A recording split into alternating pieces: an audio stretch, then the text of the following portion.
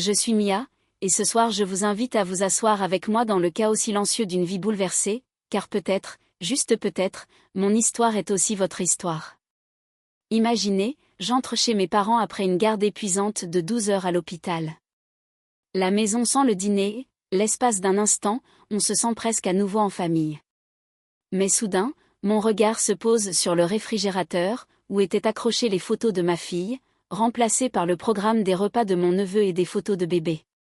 C'est à ce moment-là que j'ai compris, parfois, l'amour et la loyauté exigent de fixer des limites, même si cela implique d'être seul. Je croyais que la famille était la seule chose qui ne pouvait jamais nous briser. J'étais sûre que tant que la porte de mes parents resterait ouverte, mes enfants et moi aurions toujours un endroit où vivre. Je n'aurais jamais imaginé que ce sanctuaire deviendrait un champ de bataille, que mes enfants seraient chassés de leur chambre pour que le bébé de mon frère ait plus d'espace. Avez-vous déjà vu vos enfants rapetissés pour s'intégrer dans le monde de quelqu'un d'autre? On dit souvent qu'il faut être reconnaissant lorsqu'on lui offre un toit, que le sacrifice n'est que le prix à payer pour ne pas pouvoir subvenir à ses besoins. Mais qu'en est-il du prix que paient leurs enfants, la tristesse qu'ils ne peuvent nommer, les rêves qu'ils cachent quand personne ne les regarde? Que dire des doutes nocturnes lorsque leur propre père remet en question l'achat des médicaments contre l'asthme de son fils, alors même qu'il dépense sans compter pour les fournitures pour bébé? Que dire de la douleur lorsque leur mère lui dit qu'il a l'air fatigué, qu'elle devrait peut-être faire plus d'efforts pour lui faire plaisir? Ce n'est pas seulement mon combat. C'est celui de tous les parents qui ont ravalé leur fierté pour la promesse de sécurité, pour finalement voir leur voix et celle de leurs enfants s'éteindre. Si vous vous êtes déjà demandé s'il était plus courageux de rester ou de se battre pour ce qui est juste, je suis là pour vous guider à travers chaque larme, chaque confrontation, chaque instant de force durement gagné. À travers les trahisons et les actes de rébellion silencieux. À travers les nuits où j'ai planifié notre fuite pendant que la maison dormait, et les matins où j'ai appris à mes enfants qu'ils comptent. Avant de commencer, dites-nous dans les commentaires, de quelle ville regardez-vous la vidéo? Bonne lecture! C'est le début de notre voyage. Et je vous promets qu'à la fin, vous croirez à nouveau en votre capacité à vous défendre et à défendre ceux qui ont le plus besoin de vous. On dit que lorsque le monde s'écroule, on découvre qui l'on est vraiment. Pour moi, tout s'est effondré un mardi pluvieux. J'étais une puéricultrice de 35 ans, épuisée, mais discrètement fière du foyer et de la famille que j'avais construit. Jusqu'à ce que, soudain, je ne sois plus une épouse, et que mes enfants, Lily et Owen, ne ricanent plus sur le tapis du salon, mais soient assis, les yeux écarquillés, dans le couloir, leurs valises prêtes. Le divorce m'avait brisée. Il n'y a pas de manuel pour vous réconforter quand vous êtes celle qui pleure, l'adulte censé avoir toutes les réponses. Tandis que je remplissais notre onde à cabosser des vestiges d'une vie planifiée, un carton pour la cuisine, des sacs pour la chambre d'enfant et une enveloppe de mon ex annonçant la fin de tout, j'ai senti un espoir fragile naître en moi. Les mots de mes parents résonnaient à mes oreilles, « Viens rester avec nous jusqu'à ce que tu te remettes sur pied ». Je voulais croire que, quelque part, nous serions encore à notre place. Ces premières semaines chez mes parents furent un soulagement inattendu. Je trouvais Owen assis à table, la langue pendante, concentré, révisant ses devoirs de maths sous le regard patient de ma grand-mère. Lily chantait doucement en pliant des serviettes avec ma mère, sa voix tremblait, cherchant sa place dans cette nouvelle routine. Je travaillais des quarts de 12 heures, dormant avec une douleur sourde dans la poitrine, reconnaissante que quelqu'un borde mes enfants pendant que j'essayais de nous reconstruire. L'espace d'un instant, je me suis convaincue que nous pourrions prendre un nouveau départ. Mais des fissures apparurent. Les questions commencèrent par être simples, innocentes, presque affectueuses. « Mia, as-tu pensé à sortir à nouveau avec quelqu'un » demanda maman en pliant mon uniforme d'un ton prudent et critique. Les enfants ont besoin d'une figure paternelle. Papa intervint, la fierté au regard. Ton frère Ryan a bien transformé cette entreprise de marketing. Tu devrais peut-être chercher quelque chose de moins stressant, ma puce. Ça me fit mal, mais je l'acceptais, après tout, n'étais-je pas celle qui avait échoué? N'étais-je pas censée être reconnaissante? Ryan était un enfant gâté. Je me souvenais de mes anniversaires d'enfance, ces cadeaux emballés dans du papier glacé, les miens, propres et modestes. À ma sortie d'école d'infirmière, j'ai reçu une carte et $50. Ryan, lui, a reçu un acompte pour un appartement. Les règles étaient toujours différentes pour lui, la chaleur de mes parents était une lueur, toujours un peu plus vive pour l'enfant qui ne trébuchait jamais. Maintenant, à table, j'observais le visage de mes jumeaux, guettant les signes de cette même reconnaissance, le moment où ils comprendraient que certaines personnes comptent plus que d'autres. J'ai essayé de créer un nouveau rythme. J'ai tenu un compte épargne, notant scrupuleusement chaque facture de course, chaque heure supplémentaire, chaque petit pas vers l'indépendance. Lily se penchait par-dessus mon épaule, traçait des chiffres du doigt et demandait « Maman, on est plus près de chez nous ?» Owen racontait à grand-mère les sélections de basket, espérant que cette fois, quelqu'un viendrait l'encourager. Les jours passaient en boucle. Mes parents étaient gentils, presque trop gentils, et nous conseillaient de ne pas nous précipiter pour trouver notre propre appartement. « Pourquoi payer un loyer, disait maman, alors que les enfants sont si heureux ici ?» Parfois, j'étais presque convaincue. Mais j'apercevais alors le regard vacillant de Lily sur nos cartons dans le couloir, ou celui d'Owen regardant par la fenêtre les voisins dont la vie semblait plus stable. La tristesse prenait de nouvelles formes. Je la ressentais les après-midi tranquilles, quand je fixais le plafond en essayant de ne pas pleurer, quand mes amis m'envoyaient des SMS pour prendre de mes nouvelles et que je mentais.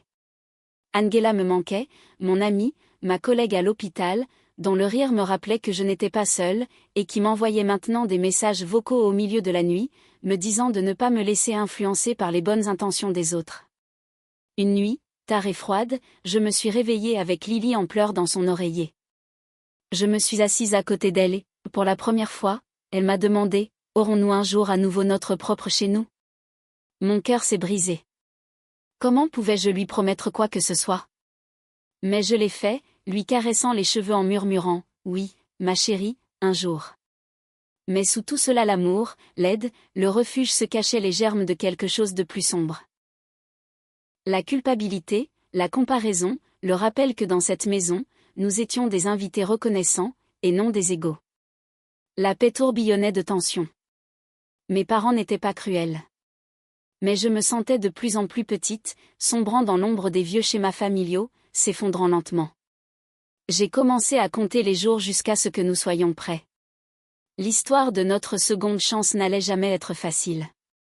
Elle naîtrait de la douleur, du sacrifice, de chaque petit moment de déception qui m'apprendrait la différence entre confort et dignité. Et juste au moment où je pensais avoir trouvé notre équilibre, tout a basculé. Car lorsque Ryan m'a appelé avec une nouvelle qui allait bouleverser le monde de mes parents, le mien, cela m'a rappelé que, malgré tous mes efforts, le passé que l'on porte en nous peut façonner chaque nouveau départ. C'est à ce moment-là que la véritable bataille pour l'appartenance a commencé. Si vous posiez la question à mes parents, ils affirmeraient probablement qu'ils nous aiment tous de la même manière. Mais quiconque a déjà vécu dans l'ombre d'un « enfant chéri » le sait, certains amours ont des murs plus épais, des espaces plus grands et des atterrissages plus doux. Pour moi, ce garçon en or avait un nom, mon petit frère, Ryan. Ryan avait toujours le don de mettre les projecteurs en valeur.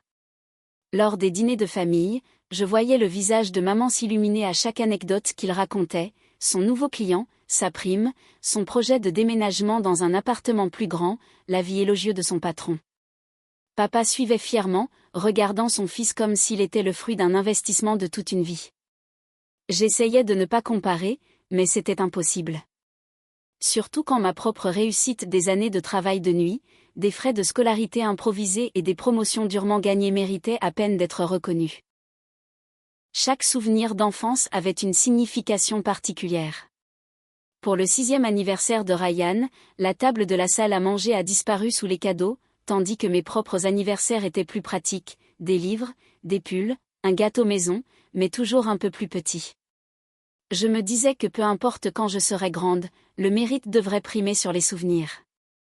Mais ensuite, j'ai eu mes jumeaux, et c'était comme si les règles avaient été remises à zéro. Même en tant que mère, j'étais toujours la fille qu'on laissait passer. Les anniversaires de mariage allaient et venaient. Parfois, maman oubliait, trop occupée à organiser une fête surprise pour Ryan ou à l'aider à choisir des meubles pour une autre promotion. Au début, j'essayais de prendre ça à la légère, en riant avec ma meilleure amie, Angela, autour d'un café tard le soir après nos journées de travail. Elle plaisantait. « Ma belle, tu as eu le mauvais moment, et ils n'ont même pas pris la peine de l'emballer. Dans mes pires journées, son humour était une bouée de sauvetage. Mais la vie a pris un tournant radical. La nouvelle qu'aucun enfant n'attend, mais que tout adulte redoute, Ryan et Cathy attendent un bébé. Ma mère, qui avait à peine levé les yeux de ses mots croisés alors que je traversais une nouvelle semaine exténuante, était soudain pleine d'énergie et d'impatience. 3 livres sur la grossesse sont arrivés d'Amazon. Les dîners étaient entrecoupés d'appels FaceTime pour suivre les nausées matinales et chaque battement de pied du bébé. Papa passait ses soirées à comparer des poussettes en ligne avec la même intensité qu'autrefois pour les voitures. Notre maison, autrefois un refuge, pour un temps, a commencé à rétrécir. Ce n'était plus seulement une question de superficie. C'était une question d'air, d'espace pour rire, ressentir, exister. La salle à manger est devenue la chambre de Marcus. J'ai rangé les fournitures artistiques de mes fils, débarrassé les tables de devoirs et envisagé leur chambre comme de nouveaux domaines potentiels pour le futur prince. Lily et Owen ont commencé à chuchoter davantage, se réfugiant dans les livres, leur voix devenant plus calme. Je sentais la douleur revenir. Toute ma vie, je m'étais efforcée de prouver que j'étais à la hauteur, assez bien, assez reconnaissante, assez résiliente. Mais maintenant, tout ce que je faisais semblait passer après le bébé de Ryan et le confort de Cathy. Mes propres besoins étaient devenus négociables. Et puis les commentaires. Ils ont jailli comme du poison, déguisés en inquiétude. Tu as l'air fatiguée, Mia. Un peu de maquillage te ferait peut-être du bien. Pourquoi ne pas essayer une autre coiffure? Cathy est toujours très élégante. Faut-il vraiment être si strict avec les jumeaux? Laissez-les s'amuser. Chaque suggestion était une écharde qui me rappelait que, même en tant qu'adulte avec mes propres enfants, j'étais toujours évaluée à l'aune de quelqu'un d'autre, et que j'étais toujours en deçà de mes attentes. Je n'étais pas le seul à l'avoir remarqué. Après un Noël particulièrement inégal, où Marcus a été comblé de cadeaux somptueux et où mes enfants ont reçu des cartes cadeaux, Owen a demandé à voix basse, pourquoi Marcus reçoit-il autant de cadeaux alors qu'il n'est qu'un bébé? Il n'avait pas de réponse, du moins aucune qui puisse pardonner à son cœur. Les amis qui ont visité la maison l'ont également remarqué. Angela est passée avec son plus jeune fils pour leur déposer des biscuits de Noël, le regard fixé sur la chambre d'enfant, où étaient autrefois accrochées des œuvres d'art. Après cela, elle leur a envoyé un texto, « Êtes-vous toujours là, ou êtes-vous définitivement parti ?» Mais cela ne pouvait pas disparaître. Pas quand mes enfants avaient encore besoin de réconfort, même quand j'ai perdu les miens. Je l'ai vu chez Lily, retenant ses larmes tandis que ma grand-mère regardait à peine sa tasse peinte, louant plutôt l'empreinte de la main de Marcus. Je l'ai entendu dans le silence d'Owen pendant le trajet du retour du basket, les mains jointes autour d'un ruban de participation, attendant avec impatience que quelqu'un lui dise « Je suis fier de toi ». C'était la nature de « l'espace qui rétrécit », pas de simples centimètres, mais des cœurs qui ferment leurs portes. J'ai réalisé, douloureusement, que trop souvent, on apprend aux femmes comme moi à accepter moins, à faire de la place. Mais mes enfants méritaient plus que les restes de la joie des autres. Et moi, enfin, j'ai mérité d'occuper une place dans ma propre histoire. À l'arrivée de l'hiver, j'ai tenu cette promesse, envers moi-même et envers eux, notant chaque exploit dans mon carnet comme une rébellion secrète. Car pendant que mes parents construisaient de nouvelles ailes pour leur enfant chéri, j'élaborais un plan d'évasion, un chiffre, $1, un acte de défi à la fois. J'étais loin de me douter que la véritable purge allait commencer. Lorsque la refonte de 6 semaines de Ryan et Cathy a bouleversé ce fragile équilibre, j'allais être obligée de prendre une décision que je m'étais préparée toute ma vie, persévérer ou disparaître complètement. Un silence brutal s'installe dans une maison lorsque les murs commencent à se refermer, non seulement les murs physiques, mais aussi les murs invisibles, construits au fil des années de tensions tacites, de promesses non tenues et de frontières invisibles entre les besoins les plus importants. Ce silence s'est emparé de ce foyer que mes enfants et moi considérions autrefois comme sûr.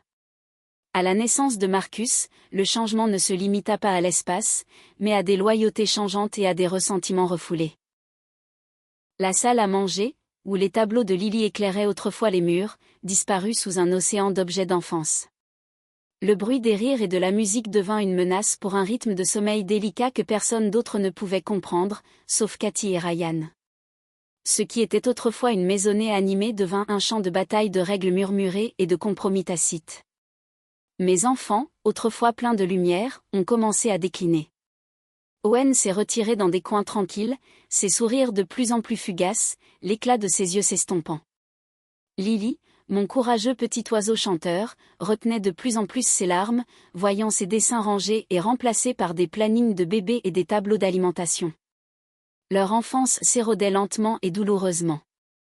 Ils ont vite appris, ils ont compris que leur joie était secondaire, leur voix plus douce, leur présence plus silencieuse. Je me souviens du soir où je suis rentrée de l'hôpital, épuisée, et où j'ai trouvé le réfrigérateur autrefois une galerie d'images des jumeaux vides, remplacée par un collage impressionnant entièrement dédié à Marcus. J'ai tenu le dessin de Lily, un portrait de famille vibrant et plein d'espoir, et j'ai eu le cœur brisé. Où étions-nous passés ? Qu'est-ce que cela signifiait pour les enfants qui avaient déjà tant vécu ? Mes parents ont essayé d'appeler cela « faire de la place », mais à ce moment-là, j'ai compris que c'était bien plus que cela. C'était une quête d'invisibilité. Des disputes ont éclaté dans la cuisine, à propos du prix de l'inhalateur pour l'asthme d'Owen comparé à celui de la chaise haute chic de Marcus, à propos de l'annulation des cours de piano de Lily parce que la musique perturbait les siestes du bébé. Ma voix, autrefois ferme et assurée, semblait noyée sous l'insistance incessante sur le fait que les besoins de Marcus étaient non négociables. Le doux sourire de Cathy ne pouvait cacher la fermeté qui se cachait en elle. Les enfants s'adaptent, dit-elle, mais à quoi ? À être moins ? À être toujours le dernier ? Des amis comme Angela sont devenus mon refuge, ces paroles pragmatiques ont dissipé le brouillard de l'épuisement et de la culpabilité. Vous apprenez à vos enfants à se rétrécir, a-t-elle dit un jour, le regard rempli d'inquiétude. Vous devez vous battre pour leur espace avant qu'il ne vous soit complètement retiré. Je me suis battue. J'ai rassemblé mes économies, combattu mes peurs, serré mes enfants dans mes bras et leur ai promis un avenir où ils grandiraient à nouveau avec fierté et une voix, sans murmure. Mais ce n'était pas seulement l'espace physique qu'ils me volaient, c'était l'innocence de mes enfants, leur enfance, qui s'éteignait silencieusement. Un soir, alors que nous étions assis sur un banc de parc à partager une glace, Owen m'a murmuré « J'aime être seul. Je ne suis pas triste. » Ces mots m'ont profondément touchée. J'ai réalisé que, dans une maison pleine de familles, mes enfants se sentaient plus seuls que jamais. Mais en réalité, cette maison n'a jamais été destinée aux enfants. Quand la maison est devenue surpeuplée, quand mon frère et sa famille ont déménagé sous prétexte de solutions temporaires, ce fut la goutte d'eau qui a fait déborder le vase.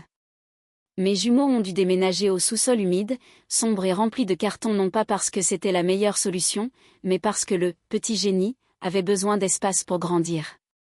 Personne n'a rien demandé. Personne ne s'en est soucié. Ce jour-là, alors que je regardais mes enfants descendre leurs affaires dans l'escalier froid du sous-sol, leurs petits visages déformés par la confusion et la peur, quelque chose en moi s'est brisé, et quelque chose d'autre s'est enflammé. C'était cette protection féroce que seule une mère comprend. J'ai alors su que la seule façon d'avancer n'était pas de me recroqueviller avec eux, mais de me relever, d'être plus forte. Je leur ai dit, nous partons ce soir. Le silence stupéfait de mes parents était assourdissant. Ma voix ne vacillait pas. Nous appartenons à l'endroit où nous sommes valorisés. Il ne s'agissait plus seulement de chambres ou de règles, il s'agissait de reconquérir l'enfance avant qu'elle ne nous soit enlevée à jamais. Un silence brutal s'installe dans une maison lorsque les murs commencent à se refermer, non seulement les murs physiques, mais aussi les murs invisibles, construits au fil des années de tensions tacites, de promesses non tenues et de frontières invisibles entre les besoins les plus importants. Ce silence s'est emparé de ce foyer que mes enfants et moi considérions autrefois comme sûr. À la naissance de Marcus, le changement ne se limita pas à l'espace, mais à des loyautés changeantes et à des ressentiments refoulés. La salle à manger, où les tableaux de Lily éclairaient autrefois les murs, disparut sous un océan d'objets d'enfance. Le bruit des rires et de la musique devint une menace pour un rythme de sommeil délicat que personne d'autre ne pouvait comprendre, sauf Cathy et Ryan. Ce qui était autrefois une maisonnée animée devint un champ de bataille de règles murmurées et de compromis tacites. Mes enfants, autrefois pleins de lumière, ont commencé à décliner. Owen s'est retiré dans des coins tranquilles, ses sourires de plus en plus fugaces, l'éclat de ses yeux s'estompant. Lily, mon courageux petit oiseau chanteur, retenait de plus en plus ses larmes, voyant ses dessins rangés et remplacés par des plannings de bébés et des tableaux d'alimentation. Leur enfance s'érodait lentement et douloureusement. Ils ont vite appris. Ils ont compris que leur joie était secondaire, leur voix plus douce, leur présence plus silencieuse. Je me souviens du soir où je suis rentrée de l'hôpital, épuisée, et où j'ai trouvé le réfrigérateur autrefois une galerie d'images des jumeaux vides, remplacée par un collage impressionnant entièrement dédié à Marcus. J'ai tenu le dessin de Lily, un portrait de famille vibrant et plein d'espoir, et j'ai eu le cœur brisé. Où étions-nous passés? Qu'est-ce que cela signifiait pour les enfants qui avaient déjà tant vécu? Mes parents ont essayé d'appeler cela « faire de la place », mais à ce moment-là, j'ai compris que c'était bien plus que cela. C'était une quête d'invisibilité. Des disputes ont éclaté dans la cuisine, à propos du prix de l'inhalateur pour l'asthme d'Owen comparé à celui de la chaise haute chic de Marcus, à propos de l'annulation des cours de piano de Lily parce que la musique perturbait les siestes du bébé. Ma voix, autrefois ferme et assurée, semblait noyée sous l'insistance incessante sur le fait que les besoins de Marcus étaient non négociables. Le doux sourire de Cathy ne pouvait cacher la fermeté qui se cachait en elle. Les enfants s'adaptent, dit-elle, mais à quoi? À être moins? À être toujours le dernier? Des amis comme Angela sont devenus mon refuge, ces paroles pragmatiques ont dissipé le brouillard de l'épuisement et de la culpabilité. Vous apprenez à vos enfants à se rétrécir, a-t-elle dit un jour, le regard rempli d'inquiétude. Vous devez vous battre pour leur espace avant qu'il ne vous soit complètement retiré. Je me suis battue. J'ai rassemblé mes économies, combattu mes peurs, serré mes enfants dans mes bras et leur ai promis un avenir où ils grandiraient à nouveau avec fierté et une voix, sans murmure. Mais ce n'était pas seulement l'espace physique qu'ils me volaient.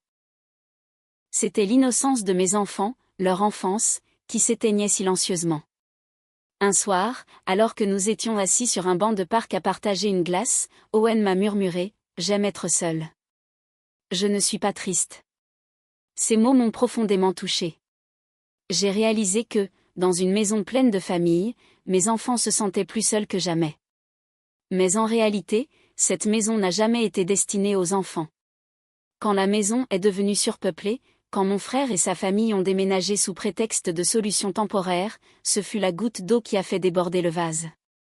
Mes jumeaux ont dû déménager au sous-sol humide, sombre et rempli de carton, non pas parce que c'était la meilleure solution, mais parce que le petit génie avait besoin d'espace pour grandir. Personne n'a rien demandé. Personne ne s'en est soucié. Ce jour-là, alors que je regardais mes enfants descendre leurs affaires dans l'escalier froid du sous-sol, leurs petits visages déformés par la confusion et la peur, quelque chose en moi s'est brisé, et quelque chose d'autre s'est enflammé. C'était cette protection féroce que seule une mère comprend. J'ai alors su que la seule façon d'avancer n'était pas de me recroqueviller avec eux, mais de me relever, d'être plus forte. Je leur ai dit, nous partons ce soir. Le silence stupéfait de mes parents était assourdissant. Ma voix ne vacillait pas. Nous appartenons à l'endroit où nous sommes valorisés. Il ne s'agissait plus seulement de chambres ou de règles, il s'agissait de reconquérir l'enfance avant qu'elle ne nous soit enlevée à jamais. Transition, maintenant, alors que la maison devient silencieuse derrière nous, un nouveau chapitre commence, un chapitre où la force se trouve dans les limites et où l'amour est redéfini selon nos propres termes. 3. Une maison divisée. L'érosion de l'enfance. Il existe un silence plus étouffant que les mots, un silence qui emplit un foyer lorsque les murs commencent à se refermer, non seulement physiquement, mais aussi émotionnellement. Ce silence a envahi la maison où mes enfants et moi pensions être chez nous. À la naissance de Marcus, le changement ne s'est pas limité à l'espace. La salle à manger, où étaient accrochées les œuvres éclatantes de Lily, s'est transformée en chambre d'enfants remplie d'accessoires pour bébés. Rire et musique sont devenus des menaces pour un rythme de sommeil fragile que seuls Cathy et Ryan semblaient comprendre. Notre maison s'est transformée en un champ de bataille de règles tacites et de ressentiments inexprimés. Mes enfants, autrefois brillants, ont commencé à s'estomper. Les sourires d'Owen sont devenus fugaces, enfermés dans des coins tranquilles. Lily, ma courageuse petite fille, retenait ses larmes tandis que ses dessins et sa confiance en elle étaient mis en boîte, remplacés par des emplois du temps et des tableaux d'alimentation. Petit à petit, Leur enfance s'est estompée, leur apprenant que leur bonheur était secondaire, leur présence insignifiante. Après une nuit éprouvante à l'hôpital, je suis rentrée chez moi et j'ai trouvé le réfrigérateur vide de ses dessins, rempli de courbes de croissance et de photos de Marcus. Tenant le portrait de famille de Lily dans ma main, mon cœur s'est serré. Où étions-nous donc allés? Mes parents appelaient ça « faire de la place », mais c'était comme s'ils m'effaçaient. Des disputes éclataient à propos du prix de l'inhalateur d'Owen et de la chaise haute extravagante de Marcus, de l'annulation des cours de piano de Lily pour ne pas interrompre la sieste du bébé. Ma voix, autrefois ferme, était couverte par des déclarations affirmant que les besoins de Marcus étaient primordiaux. Même le doux sourire de Cathy ne parvenait pas à adoucir ces mots durs, les enfants s'adaptent. Mais je me demandais, comment s'adapter? À être moins? À être oublié? Angela, ma meilleure amie et mon roc, a vu clair. Tu leur apprends à rapetisser, m'a-t-elle prévenu. Tu dois te battre pour leur espace avant qu'ils ne te le prennent. Ces mots ont allumé un feu en moi. J'ai commencé à planifier, à économiser, à accueillir mes enfants, leur promettant un avenir où ils seraient entendus, vus et valorisés. Leur innocence s'effaçait, nous filant entre les doigts dans le silence et les besoins ignorés. Un jour, Owen murmura depuis un banc public, « J'aime être seul. » Je ne suis pas triste. Sa simple vérité me frappa comme un éclair. Malgré la foule, il se sentait seul. Quand Ryan et Cathy ont emménagé pour ce qui devait être une brève rénovation, ce fut le point de rupture. Sans prévenir, mes jumeaux ont été relégués au sous-sol, humide, sombre et stérile. Cet espace n'était pas un foyer, c'était un exil, car Marcus avait besoin de sa chambre. En regardant Lily et Owen décharger leurs valises, leurs visages petits et perdus, quelque chose en moi s'est brisé. Pas brisé, mais intensément vivant. J'ai retrouvé ma voix et leur ai dit, on part ce soir. La surprise de mes parents était palpable. Mais je suis restée ferme. Nous sommes à notre place là où nous sommes valorisés. Il ne s'agissait plus de chambre ou de règles, il s'agissait de retrouver notre enfance, avant qu'elle ne disparaisse complètement. Cela avait commencé comme n'importe quel matin, mais lorsque le soleil avait disparu, tout ce que nous avions connu comme notre foyer avait été bouleversé. L'air était chargé d'une tension inexprimée que je ne pouvais plus ignorer, le genre de tension qui faisait battre mon cœur, me montait aux oreilles et me coupait le souffle avant même d'avoir franchi la porte. Ryan est arrivé avec un camion de déménagement, les bras chargés de cartons et d'articles pour bébé, sa femme Cathy portant Marcus, leurs visages assombris par le stress mais étrangement déterminés, comme s'ils nous enfermaient dans une forteresse de contrôle sans une seule pensée pour ceux qui avaient appelé cet endroit leur maison en premier lieu. Dans le flou de ce jour-là, la chambre d'amis, qui avait si longtemps abrité les vêtements trop petits de mes jumeaux, devint leur forteresse, remplie des meubles de Ryan et d'innombrables cartons de couches, de lait maternisé et des derniers gadgets que les parents jurent désormais indispensables. Le bureau, le refuge où Lily distribuait autrefois des heures de devoirs et où les jeux vidéo d'Owen égayaient les jours de pluie, ne leur appartenait plus. Il appartenait à Marcus, avec son berceau, sa table à langer et son tapis de jeu éparpillé sur le sol comme un nouveau royaume conquis sans y être invité. Mais les lignes invisibles, les règles tacites, c'est ce qui m'a fait le plus mal. Il faut réduire le bruit, annonça Cathy d'une voix calme mais autoritaire. Les siestes de Marcus sont essentielles à son développement. Les jumeaux ne pouvaient plus regarder la télévision dans le salon, de peur de le déranger. Leur jeu créatif était restreint et leur accès au cœur de la maison diminuait de jour en jour. Quand Owen se plaignait, grand-mère suggérait joyeusement, pourquoi ne jouent-ils pas dans leur chambre? Les pièces, destinées uniquement au sommeil, étaient trop petites et froides pour permettre aux enfants en pleine croissance de jouer activement. Le fait de lui faire remarquer cela faisait de moi la personne déraisonnable, celle qui ne pouvait accepter le caractère sacré de la sieste d'un bébé. Voir mes enfants abandonner peu à peu leur espace, leurs biens et leur sentiment d'appartenance, c'était comme assister à une lente disparition. Nuit après nuit, j'observais le regard plein d'espoir de Lily, qui ne trouvait que des murs vides où ses dessins étaient autrefois accrochés. Owen acceptait en silence que ses chaussures de basket ne seraient pas remplacées cette année, tandis que Marcus était gâté par les derniers jouets et gadgets. Puis vint la conversation qui me bouleversa. À la même table de cuisine où je m'étais battue pour chaque chose pendant des années, papa s'interrogea sur l'inhalateur pour l'asthme d'Owen à 47 $ avec une incrédulité que je parvenais à peine à dissimuler. Tu devrais peut-être demander au médecin des alternatives, dit-il d'une voix hésitante. Ma voix s'est brisée, mais j'ai tenu bon, cet inhalateur lui sauve la respiration, il lui sauve la vie. Ce n'est pas un luxe. Pourtant, la même semaine, je l'ai vu ouvrir une chaise haute à 400 $ pour Marcus, un investissement, disait-il, alors que les besoins de mes enfants n'étaient qu'une dépense à gérer. Cathy souriait gentiment tout au long de la conversation, sans vouloir blesser, mais trop absorbée par son nouveau rôle pour remarquer la distance grandissante. Les enfants s'adaptent, insista-t-elle doucement, mais quel choix avaient-ils? S'adapter à la marginalité, après avoir vécu dans leur propre foyer? Le point de rupture n'a pas été soudain, il a été prolongé et douloureux, une lente érosion de la dignité, jusqu'à ce que l'inimaginable devienne réalité. Un jeudi après-midi, alors que j'étais patiente, mon téléphone n'arrêtait pas de vibrer. Des textos de Lily et Owen annonçaient une situation critique. « Maman, ils déménagent toutes nos affaires. Grand-mère dit qu'on doit dormir au sous-sol maintenant. C'est sombre et ça sent mauvais. S'il te plaît, rentre à la maison.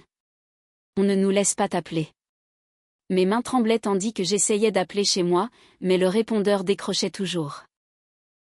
Le sous-sol, l'endroit où l'enfance se rétrécit, où le rire s'estompe et où l'espoir s'évanouit dangereusement. Je me suis retrouvée à courir vers la maison, le cœur battant à tout rompre. Le sous-sol était sombre, humide et sentait le renfermer, un coin sombre rempli de lits, entassés dans un espace restreint, comme si leur seule présence était une nuisance. J'ai demandé à voix haute, « Que se passe-t-il ?» mais je n'ai été accueillie que par un dédain indifférent. « Ce n'est que temporaire, » dit Ryan en évitant mon regard, comme si effacer mes enfants était un petit détail nécessaire. Mais ce n'était pas une lubie passagère. C'était l'insulte suprême. La preuve ultime que les besoins de mes enfants, leur sécurité et leur sentiment d'appartenance avaient été sacrifiés au nom de la commodité et du favoritisme. J'ai dit à Lily et Owen de préparer ce qu'ils pouvaient, de prendre ce qui leur était le plus cher. Ce soir-là, nous avons quitté le sous-sol et sommes entrés dans un avenir incertain, car parfois, la seule façon de protéger ses enfants est de quitter courageusement tout ce qu'on a connu. Cette nuit-là, alors que nous nous installions dans la chambre d'amis d'Angela, entourés de la gentillesse tranquille de nos amis, j'ai réalisé, la vraie maison est celle où l'amour est féroce, le respect est donné et les enfants grandissent sans jamais avoir besoin de reculer. Partir n'était pas une décision née de la colère, mais plutôt un acte de courage nécessaire, de ceux qui surgissent discrètement du plus profond du cœur d'une mère lorsqu'elle réalise que protéger ses enfants signifie s'aventurer dans l'inconnu. Le soir où nous avons quitté la maison de mes parents, avec seulement quelques valises et plus d'espoir que de certitude, j'ai senti le poids que je portais depuis des années s'alléger un peu. Cependant, une nouvelle forme de peur s'est installée. Celle de recommencer, seule mais déterminée. La maison d'Angela était notre sanctuaire cette nuit-là. Son sourire chaleureux et les doux murmures de ses enfants qui accueillaient Lily et Owen comme frères et sœurs adoptifs me rappelaient combien une petite gentillesse peut changer les moments les plus sombres. C'est dans cette amitié, dans cet espace sûr, que j'ai trouvé la première force nécessaire pour construire une nouvelle vie. Les jours suivants furent un tourbillon. J'appelais les propriétaires, les mains tremblantes, calculant soigneusement les budgets, imaginant un foyer où mes enfants pourraient retrouver leur voix, leur chambre, leur rire sans craindre d'être à nouveau ostracisés. Chaque appel était un pas vers la reconquête de ce qui avait été érodé, notre dignité, notre espace, notre sentiment d'appartenance. Lorsque le propriétaire m'a annoncé que le duplex serait disponible plus tôt que prévu, j'ai ressenti une bouffée d'espoir, un rayon de soleil au milieu du chaos. Cet appartement n'était pas qu'un immeuble, c'était une promesse. Un parquet qui inspirait le rire, de grandes fenêtres pour capter les premières lueurs du matin, et une cuisine où nous pouvions tous nous réunir sans nous disputer silencieusement l'espace. J'ai même acheté un petit aimant de réfrigérateur en forme d'étoile, symbole de nouveau départ et de rêve à peindre sur les murs nus. Le jour du déménagement fut une tempête silencieuse. Tandis que les déménageurs sortaient nos affaires d'une maison qui ressemblait plus à une cage qu'à un foyer, je me préparais à la confrontation que je savais imminente. Le choc de mes parents était palpable, leur incrédulité presque compatissante. Les questions irritées de Ryan planaient comme un défi, mais je tenais bon. Il ne s'agissait pas de punir, mais de récupérer ce qui m'avait été volé, l'enfance de mes enfants et la dignité de notre famille. Les larmes de Cathy m'ont surprise. Sa jeunesse et sa détresse transparaissaient sous les exigences qu'elle imposait à tous. J'avais presque pitié d'elle. Mais la vérité était indéniable, mes enfants n'allaient pas bien, non pas par manque de bonnes manières ou de grâce, mais parce que leur joie avait été reléguée au second plan pendant trop longtemps. Dans les semaines qui ont suivi, j'ai vu mes enfants s'épanouir d'une manière dont je n'aurais jamais osé rêver. Le rire de Lily est revenu, plus fort et plus libre, la confiance d'Owen a explosé lorsqu'il a rejoint l'équipe de basket de l'école. Les touches du piano ont vibré à nouveau sous ses doigts, et le quartier a résonné de son énergie. Plus étonnant encore, je me suis retrouvée à assumer de nouveaux rôles avec une confiance renouvelée, une promotion au travail, une voix plus ferme, des décisions plus claires. Le courage que j'avais rassemblé s'est infiltré dans tous les aspects de ma vie. La distance a enseigné à mes parents des leçons qu'ils avaient longtemps ignorées. Les appels téléphoniques étaient moins des demandes que des conversations tempérées par le respect et les limites. Ils ont appris que l'accès à leurs petits-enfants était soumis à des conditions, respect, considération et amour inconditionnel. Parfois, je m'interroge sur la culpabilité, d'avoir rompu avec la tradition, d'avoir tenu bon, d'avoir choisi mes enfants et moi-même. Mais quand je vois le visage radieux de Lily à son concert scolaire ou que j'entends le cri de triomphe d'Owen après avoir marqué un but, je sais la vérité. Je leur ai fait le plus beau des cadeaux, la leçon qu'ils méritent d'être valorisés, non pas pour leur conformisme, mais pour ce qu'ils sont. Et moi ? Je ne suis plus la femme qui se rétrécissait silencieusement pour rentrer dans un espace qui ne nous était pas destiné. Je suis une mère, une survivante, une guerrière de l'amour et de l'espoir, car parfois, se libérer n'est pas la fin, mais le plus beau des commencements. Les années qui ont suivi notre départ de la maison où nous étions autrefois invités et où nous nous sentions désormais comme des fantômes ont été un cheminement non seulement de survie, mais aussi de profonde guérison. Les blessures sont profondes lorsque votre propre famille vous marginalise, vous et vos enfants, mais ces cicatrices peuvent aussi devenir le fondement de la résilience si vous apprenez à fixer des limites appropriées et à choisir qui mérite une place dans votre vie. Au début, le silence de mes parents était assourdissant. Les appels autrefois si naturels se transformèrent en tentatives distantes et hésitantes de renouer le contact. Leur voix tremblait de gêne, contrastant fortement avec le ton confiant et dédaigneux du passé. Il était clair qu'ils faisaient face à ce qu'ils avaient perdu, mais leur chagrin était le leur, rongé par la culpabilité et les regrets. La vie de Ryan a dégénéré dans les mois qui ont suivi son déménagement. Le stress des rénovations, l'effondrement de son mariage et les responsabilités écrasantes auxquelles il avait longtemps esquivé ont fini par le rattraper. Des rumeurs se sont répandues à l'hôpital et en ville, Ryan et Cathy allaient divorcer. Cathy a ramené Marcus chez ses parents, laissant Ryan seul face aux conséquences de décisions qu'il n'avait pas été préparé à prendre. Mes parents appelaient plus souvent, la voix plus douce et plus fatiguée. Ils partageaient la nouvelle en confessions fragmentées, Ryan, accablé, peinant à jongler entre la garde des enfants, le travail et une maison inachevée. La douce demande de maman, peut-être pourrais-je aider. Peut-être pourrais-je reprendre le rôle qu'ils attendaient autrefois de moi, organisateur, ancre émotionnel. C'était tentant, ce sens familier du devoir, une chance de réparer une famille brisée. Mais au fond, je m'accrochais aux limites que j'avais tracées. Pardonner ne signifiait pas effacer le passé ni sacrifier à nouveau le bien-être de mes enfants. Je voulais aider, certes, mais dans des conditions qui respectaient nos besoins à tous, pas seulement les leurs. Cette dernière réunion de famille en novembre, où j'ai vu leur désespoir et ma propre force, a confirmé la vérité, je n'avais pas autant besoin d'eux qu'ils avaient besoin de moi. Leurs excuses étaient incomplètes, leur compréhension superficielle. Mais ils ne me déchiraient plus. La guérison ne résultait pas de leur acceptation, mais de la reconquête de mon propre pouvoir. J'ai commencé à reconstruire non seulement un foyer, mais une vie où les rires de mes enfants emplissaient les pièces sans crainte d'être éclipsés, où leur réussite était célébrée, et non cachée. Les cours de musique de Lily reprirent, le match de basket d'Owen résonna dans le gymnase, et pour la première fois, je me sentis considérée comme une mère digne de respect et d'amour. Les frontières sont devenues le bouclier qui nous protégeait. Les visites à mes parents avaient lieu en termes clairs, avec des attentes claires et du respect. Ils ont appris que l'accès à leurs petits-enfants n'était pas un droit automatique, ils se gagnaient avec un amour qui honorait tous les enfants de manière égale et avec respect pour leur mère. Au fil du temps, de nouvelles relations ont fleuri. Un homme bienveillant, qui admirait mon indépendance sans se sentir menacé par elle, est entré dans nos vies.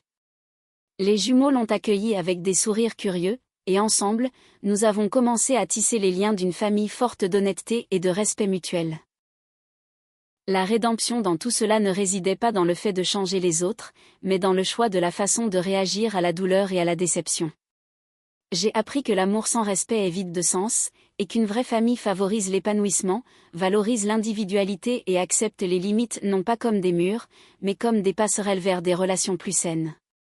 En regardant Lily se produire sur scène, la voix claire et fière, et Owen courir sur le terrain de basket avec une détermination farouche, je sais que le chemin parcouru, la douleur et la guérison valaient bien chaque larme. Car le plus bel héritage que je puisse laisser à mes enfants est de leur apprendre qu'ils méritent d'être célébrés tels qu'ils sont. Merci beaucoup d'avoir pris le temps de regarder cette vidéo. Si vous avez trouvé cette histoire enrichissante, n'hésitez pas à l'aimer et à la partager pour qu'elle puisse toucher d'autres personnes qui pourraient en avoir besoin. N'oubliez pas de vous abonner à la chaîne pour ne manquer aucune vidéo à venir. N'hésitez pas à partager vos impressions et vos commentaires dans les commentaires pour nous aider à améliorer et développer la chaîne. Votre soutien est très important pour moi.